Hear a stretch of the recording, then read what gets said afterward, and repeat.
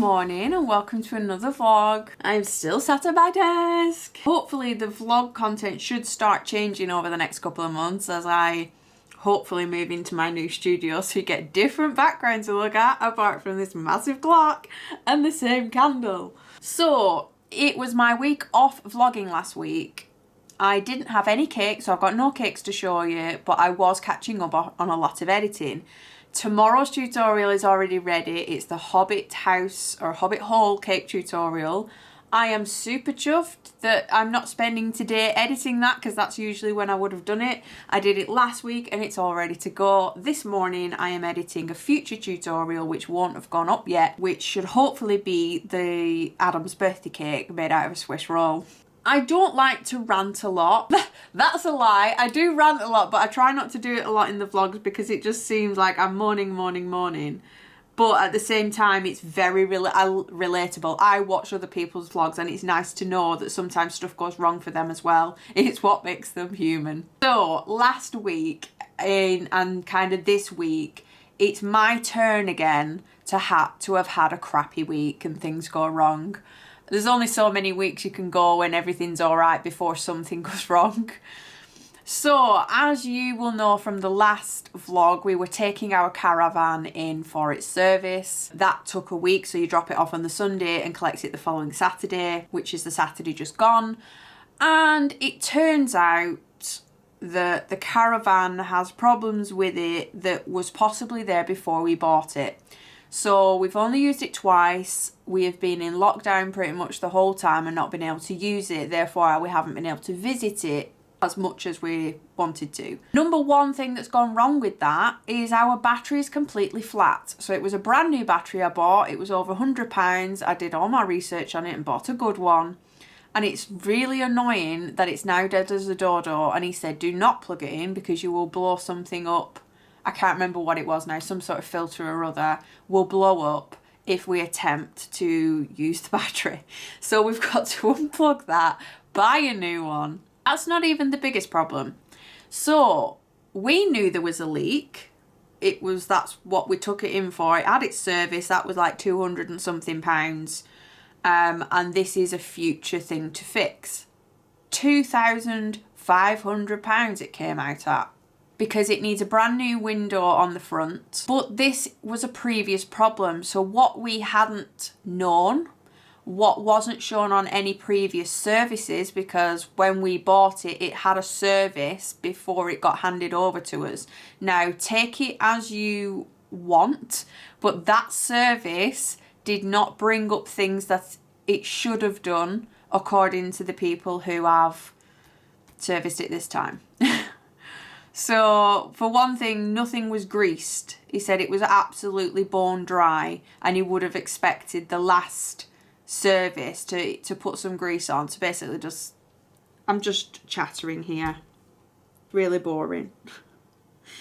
What I'm trying to say is we bought it with problems that we didn't know it had, and the bloke didn't tell there was any problem with it because it didn't show it in the service when it should have done. It was only 4 years old, I think, when we bought it, and it's already had a fix at the front window. So there's been something wrong with the front window.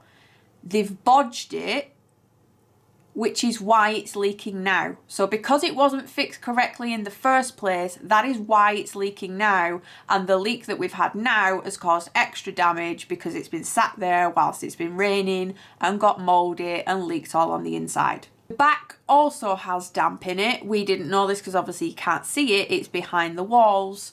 So that needs fixing.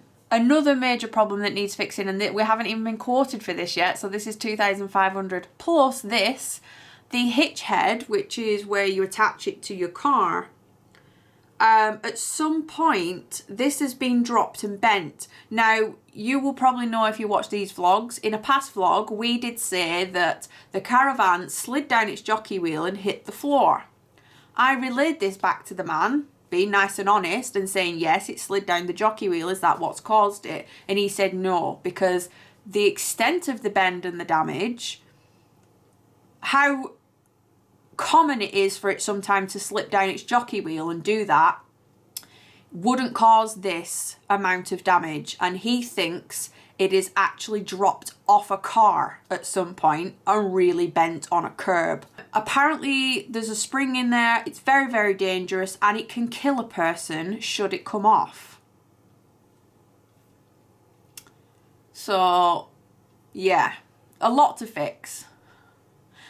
And Adam has not been in the greatest mood over the weekend because he doesn't know what to do. So having a caravan was his baby, it was his dream, it was his thing that he wanted. And so he's feeling kind of, not guilty, but he's feeling kind of like it's his fault. When both of us decided to get this caravan, we were both deciding, should we get a motorhome or a caravan?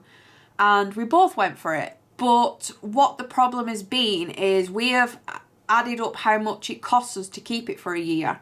So to keep a caravan, if you can't store it at home, which we can't because there's nowhere to put it, we have to pay for additional storage. That's £400 a year. A service every year, £200 and odd a year.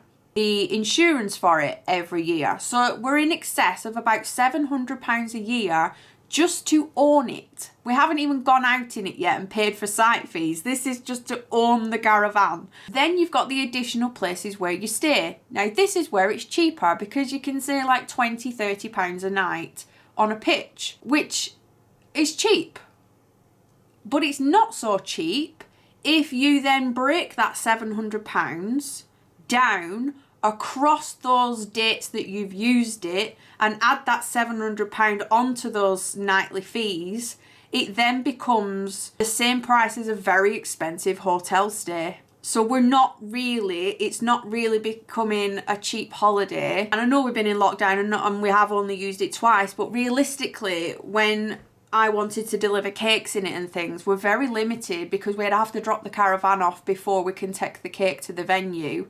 And what we found is that campsites are quite strict with the arrival times and the checkout times because obviously some pitches won't be ready or they need the pitch for the next person. So it's not quite as simple as we first thought. So Adam is currently fighting with his head and his heart because his heart wants to keep the caravan because he's always wanted one, but his head knows that we are throwing money at this thing and not getting any benefit back from it.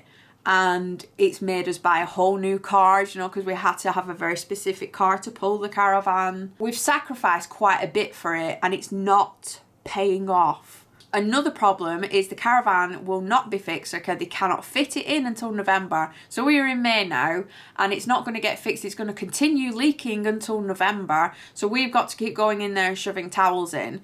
So the big decision is when we pay for this in November, because we're going to have to pay for it, it's going to need fixing. Whether we keep it or sell it, we can't sell it as it is. Like, I wouldn't want to sell it as it is because I wouldn't want to sell it to a family like us. We got it and it have leaks. So this 2,500 plus that we're going to be paying in November is going to need paying anyway. What we don't know is in that November, do we then keep it and try to use it, you know, and actually make use of the money we've just spent on it? Or do we cut our losses and sell it?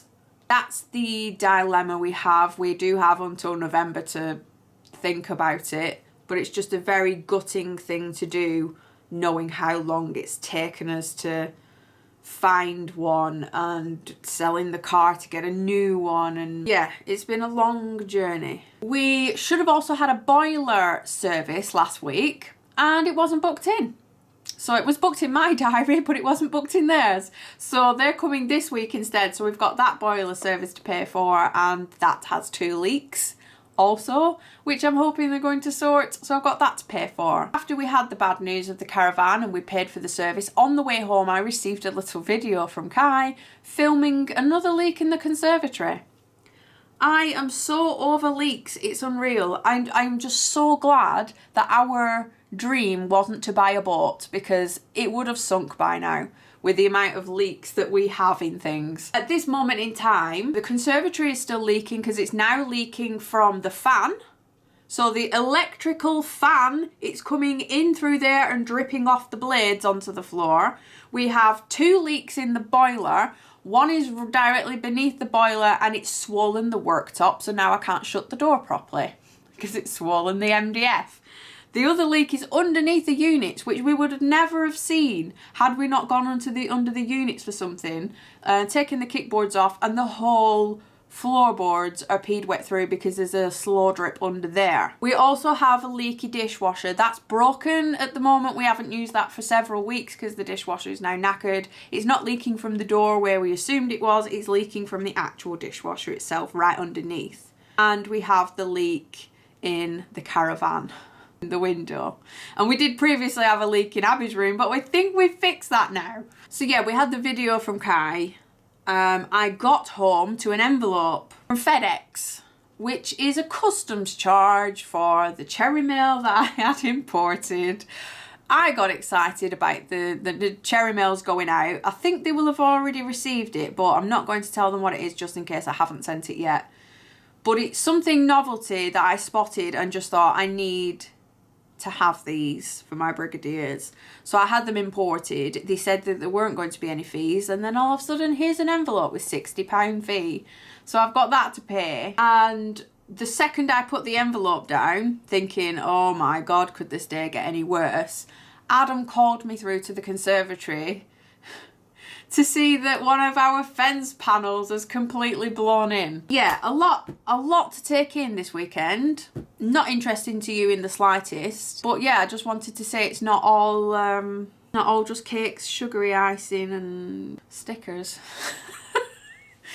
Speaking of stickers, somebody sent me these cute little cupcake ones from Amazon. There was no note in, but I have since found out these are from Dawn. So thank you very much, Dawn, for sending these cupcake stickers through. Oh, now I've had my little rant for the day, I am going to set up editing for the rest of the day, do all my admin and emails, and I will catch you sometime this week. I am sweating a little bit this morning because I am trying to quickly get ready for a call I've got at 10:30. So it's not quite 9:30 yet. I do have an hour, but I need to get things set up.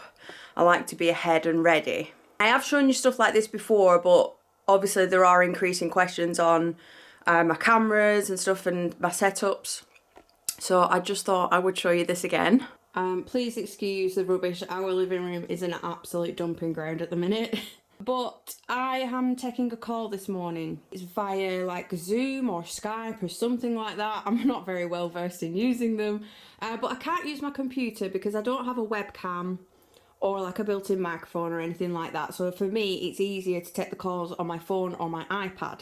So what I've done is set my ring light up. So I will sit there in the middle on my chair. It just lights my face up a little bit because it's pretty dark in that corner. And next to this, I have my tripod. You can tell it's very, very old now. It's very grubby and dusty. I have had this for many, many, many years and used it for lots of different things. This is the little plate. I haven't secured it in, so I'm able to take it off. But this is a little removable plate that you can screw your cameras to. I screw my video camera to this when I'm doing tutorials. I can screw my big camera to it when I want it to keep it still for pictures. Any good camera that you have, such as video cameras, big cameras, point and shoot cameras, will all have a hole in the bottom specifically for this reason. It's for attaching it to a tripod or a mount. Then I have these two separate pieces, which this one will hold a phone. Again, it's got a hole in the bottom, so this is what attaches to this plate. I just screw that on there. This will hold a phone. You can either have it held horizontally for taking videos, or you can just swivel that round. I'm trying to do this one-handed.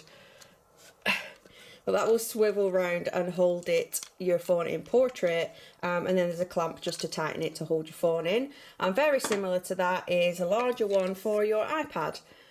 So again, these feet will just slide open to hold your iPad, and again you can have that from portrait to landscape. Again, little hole in the bottom attaches to that plate, and then that plate sits on the tripod. So what I've got here is one tripod only. No lots of different poles and gadgets for each individual thing. One tripod, and I use that for attaching the video camera to for tutorials. I can attach this to steady photos. I can attach this to hold my phone, and I can attach this to hold my iPad. So that's one item. I got it from Jessop's many years ago. It's just a regular tripod that you should be able to pick up from Amazon.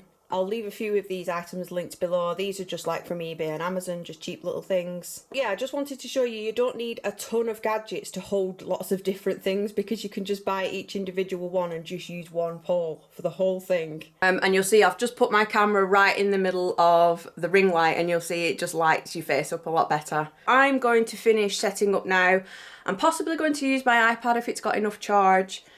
I am speaking with quite a large company. It's Wix. So I host my websites and make my websites with Wix, and I've made lots of other people's websites with Wix, and they really like my website and want to use it to showcase something. I'm not entirely sure that's what this call is about, is me finding out what they want to use it for. I'm going to do that now, but remember, I'll leave all this stuff linked below if you want to take a look at it, and I will check in with you in a bit. Well, that was nice and quick. I am all done by like 10:35. I was speaking to somebody in Tel Aviv, and basically I am just creating a video this week to send over early next week, just information about my business and when I started using Wix and things like that. And they're going to insert it into one of their international meetups. Yeah, I need to schedule some time in to get that done this week. Did I tell you what cakes I was making this week? If I haven't, I have an order this week. It is a book-shaped cake based on the Warrior Cats series. I have not heard of these before, but I've done a little bit of research, and I know a few of you wanted like a book-shaped tutorial, so hopefully I'll get to film that for you. And I'm also working on my challenge piece for the brigade, because we do challenge pieces every other month. That will be coming as a tutorial, and then I also insert the whole brigade. If you're a cupcake or a charioteer, they all partake in the challenge. You can dip in and out and do as many or as little challenges as you want, and those will go up in the same tutorial for you to vote on and vote for a winner, and they get a little prize. So I'm going to get on with my work for the rest of the day. I'm not baking until tomorrow, so it's another admin, editing / planning day today. This is where I'm up to with my order for the week. It is just a rectangle gashed book at the minute. You'll see there's a slight curve on this side for like the spine of the book. I'm going to start decorating this today, but I can't make much of a mess because we're having the boiler service today. It always seems I have like people in, workmen or whatever, when my kitchen is an absolute bomb site. So I baked this yesterday, and I also baked my cakes for the challenge piece. Because nobody's eating this, I can just leave this in here until I'm ready to start carving it. So I'm going to concentrate on the order first, obviously, and then I'll just get round to doing this whenever I can fit it in. But I am hoping I can fix the boiler somehow today. It leaks in here, and it just floods all this, and obviously there's a hole there down the back which goes inside the cupboards. It is now absolutely disgusting. This is all obviously swollen up because it's MDF. This is all gone grubby and swollen. It's all, I can feel it's all like warped and bent.